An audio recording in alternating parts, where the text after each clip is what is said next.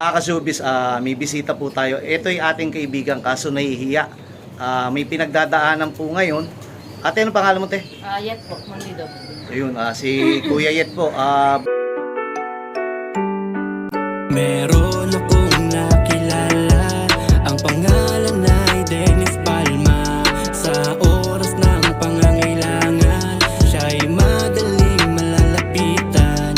Sa mundo ng kalapatiran, ang ibon niya'y maaasahan. Kaya ang tangi kong hiling sa'yo, boss bait, palagi kang mag-iingat at palaging good health. Showbiz, may bisita po tayo. Ito yung ating kaibigan, kaso nahihiya. May pinagdadaanan po ngayon.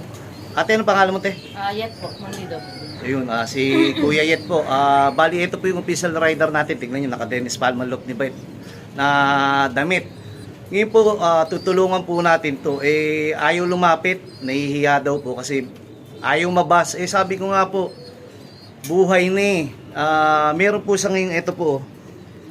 Kailangan niya po itong mga gamot na to. Sobrang dami. Tapos, ate, isang buwan na gamutan ba to? Ilan? Bali, may pneumonia ka. Pneumonia saka barado sa aorta. Barado sa aorta. Una muna, nagpa-x-ray na. Then, ano pang nagawa mo? ECG. ECG. Doon nakita yung malamang papa-blood chem ka pa niya, no? Siguro po. Oo, para makita ko saan may diferensya. Pero bahala na yung doktor. Ganito po, mag-out po tayo ng ibon. Kasi dito pa lang po, sobrang gastos na. Alam niyo naman po magpagamot. Amoxiclav, magkano na. May price po yan. Meron po dito, tag-80 isa. Mag-out po tayo ng ibon dito. Ayan po, tayo naman po, yung hindi nga natin kilala, tinutulungan natin. Ito po ating kaibigan. Ito po, itong young bird na po to, ayan, sinusubong pa, pero tatanggalin ko na. Anak po ng mga Basko ko to. Paano po naging anak ng mga Basko? Linyada ng pamilya ng Basko po to. Ito po si Philippines. Philippines si paring Jimmy Lim yan. Cross do sa 6 times Barcelona. Cross, tawag dito, 8 overall super cock. 8 overall super cock. Bali ano po yan? Tatay po ni Daddy Basko na naglabas ng Basko Batanes Champion. 6 times Barcelona, naglabas ng 5th overall. Bali, pinsan niya po mismo yon. Then, si Philippines, naglabas po ng Tatay Basko. Basko Batanes po yun, 3 taon po nilalaban. Ito naman po, 3 mag-aama. Anak ni 3 mag-aama po to, sabay-sabay nanalo sa MMFC. Complete clocking po, 7 points. Cross, stitch sakang. Si 3 mag-aama po, ano po yun, tawag dito, Bulak, Cross, Lola Stitch MacArthur 2005. Then ito po si Stitch Sakang, alam nyo na po yan, naglabas po ng solo complete clocking ng APR, yung kanyang anak, at yung tawag dito, yung kanyang mga dalawang anak sa akin, Magnesmith, Katbalogan Clocker. Way back 2023, 2024 nilipad. Ganito, i-out natin ng 7K po yung ibon na yun, yung young bird na yun, pansamantala, yan lang muna ha. Kung sakali gagawa po tayo ng para mas marami makatulong, hanap tayo sa young bird, yung true Gcash naman na kahit magkano. Walang malaki, walang maliit, maghahanap po ako para po doon. Pero ito po sa 7K lang po, puro na po Basko po yan. Kapalit lang po nito magamot na to. Ate, itabi mo na, baka madumihan pa. Yun po, ate, may iba kami sasabihin ka sa kanila. Masyado ka nang mahihain eh. Hindi, ayan ay aral lang ng buhay. Lagi ko nga po sinasabi, yan po ay aral ng buhay. Panggising lang. Ang dami mo nang diniliver na ibon na pantulong ni Bay, tama ba? Opo. Saan? Pampanga? Pampanga, lahat puro Pampanga, Laguna, Bulacan, marami na rin. Bataan, pinakamalayo. Bataan. Pangasinan. Di ba? Karamihan doon pantulong, tama ba? Opo. Ba't yung sariling katawan lupa mo ayaw mo ilapit kay Bayet? Huy! Yun, nahihiya po siya. Pero sabi ko nga, tinuruan ko na nga po na tayo po, wag po tayo mahihiyang lumapit. Ang number 1, wag nyo pong intindihin yung sasabihin ng ibang tao. Wala namang ambag sa buhay nyo yan eh. Wag nyo pong intindihin yung kung may masabi po sa inyo maganda o masama, wala pong ambag sa buhay nyo yan. Ang intindihin nyo muna po, yung katawan lupa nyo muna po. Gawa nga po na mas kailangan ng katawan lupa nyo po yung pagpapagamot. Mas kailangan ng katawan lupa nyo yung pagpapacheck up. wag na po tayong, kasi sabi nga naka-brief o naka-panty. Ano po ba yung naka-brief o naka-panty? Kasi po naka-panty hangga't di binababa daw po walang mangyayari. Naka-brief hangga't di binababa walang mangyayari. Ganun po 'yun. Sumatotal, magtulungan po tayo sa pamamagitan ng ibon, ng ating mga ibon, unti-unti tayong magkaroon ng katulad yan, pagtutulong o malasakit o paglalambing sa kapwa. Mamaya po natin itutuloy, gawa po ng, meron po rin ako isa pang tutulungan, nasa ospital din. Titignan ko kung paano ko may sisingit. Ang problema kasi, katatapos lang ni Bait do sa dalawa, may nakapila pa. Ito isisingit ko to dahil ito mahal namin dito sa loob. Di ba, Ma? Oo. Uunahin namin ni Parin Larry to bago ang iba. Di ba, te? Ayun, sige, magpagaling ka, gagawa tayong paraan. Sige po, popost ko na lang po to. Sige po. What's up, mga ka-showbiz? Yun o! Hanip! I love you. Maulang umaga mga ka-showbiz. Maraming salamat sa nakasama natin kahapon sa live natin. Ito yung mga ibon natin, North Team. Pero meron pa po dyan mga habol yung BBCM. Actually, andito pa sa loob. Tignan natin kung may lilipad pa natin yung yung North Team natin na BBCM na pahabol. Wala namang masama kung magbabaka sakali. Kung hindi naman, okay lang. Pwede naman natin ilipad ng South yan as a all bird na lang. O kaya, ipamigay na natin kay Mang Lloyd. Mang Lloyd, good morning! Sipag talaga ni Mang Lloyd. Ito yung ibon natin. Kahit umaambon, kahit umuulan kanina, ay pinapakawalan pa rin. Ito, sisili pa lang si Haring Araw, nahihiya pa. Ay, may bumaba na.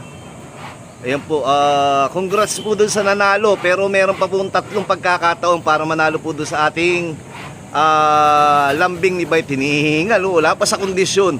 Pero yung aming tawag dito, aming mga katulad nyo, aming mga kaibigan at ating mga makakalaro, nagtre-training na.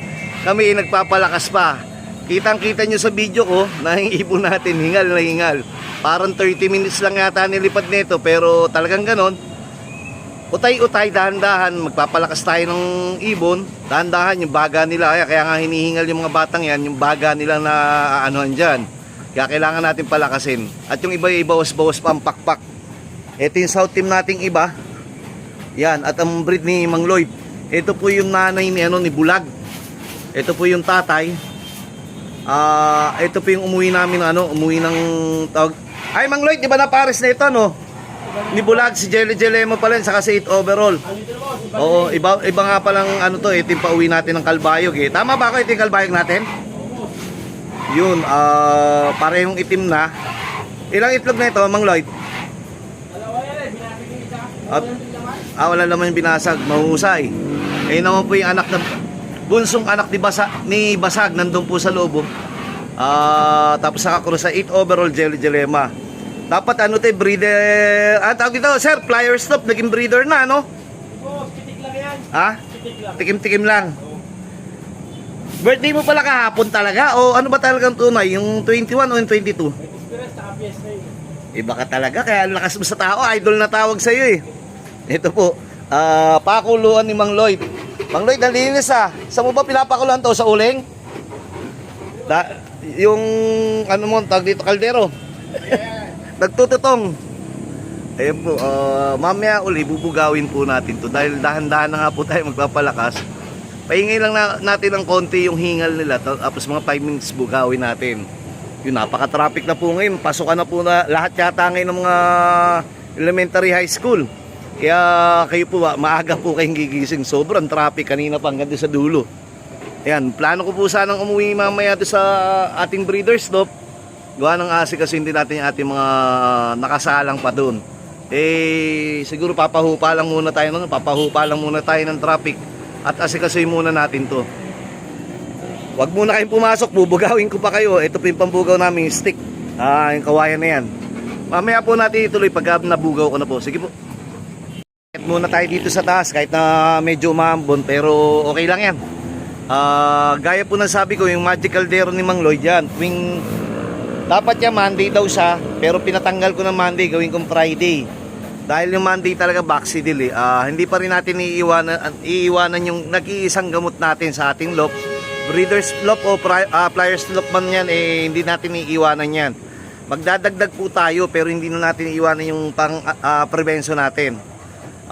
Suma total, sabi ko nga po continuous learning, kaya idadagdag natin yung tuklas ni Mang Lloyd. Ngayon bubugawin ko na po. Ayan po, hingal kanina pero kasi nga wag naman sana sumalpok. Dito po kami nasasalpok ang gawa ng may mga wire po kami dito Ayan po, kita nyo, ang dami pang may bawas ang pakpak training na. Ayan po, pero ako naman po natutuwa dahil nakakalahating oras na ngayon. Yung 30 minutes kanina, ngayon binugaw natin, tingnan natin kung makaka 5 minutes man lang o lalayo. Ayan po, umano na ng stop and shop. Nawala na po, pero siguro sana dumayo pa ng dayo. Ay, medyo mababa na lumipad, baka hindi dumayo ng todo to. Ayan po, nandun sa likod ng building sa may JNT. Dito po sana lalabas yan, tingnan natin kung totoo. Yung ibon po natin kailangan talaga dahan-dahan. Ay, kita nyo, tama po yung ating obserbasyon kasi yan po yung kanilang naging nakagawian. Dito lalabas, pero may humiwalay na 4 doon. Iikot na naman sa building yan, dito na naman lalabas. Pero okay lang po, basta ngayon 30 minutes, mamaya plus 5 minutes, o di naka 35 minutes na po sila. Maganda na po yun. Tapos mamayang alas 9 papakawalan na naman po. Tapos sunod alas 12, then sunod alas 4. Di naka-4 na lipad. Siguro sa maghapon maka isang oras tuwan-tuwa na si Bayt yan. Pero kung lalagpas, di maganda. Ayun po yung ibon natin. Pumapatrol yan ng building, paikot-ikot lang. Pero parang kukunti nagpapalipad, palibasa busy na. Baka nag-aano po ng kanilang mga anak, nag-aasikaso. Mang Lloyd, ano oras pasok ng anak mo? Alak 12 pa, pwede pa. Ako rin, ayaw ko na muna. Kami po magpapahinga na muna sa inom. Gawa nga ng magbabalik alindog kami ni Mang Lloyd. Mag-gym naman kami at maglalakad-lakad para susunod makalaro pa kami ng maganda. Sir, hindi naman ako sinama sa liga. Naka-line up daw ako doon. Sabi nila boss. Eh, bakit di ako tinatawagan pag may laro? Hindi na yata ako kailangan.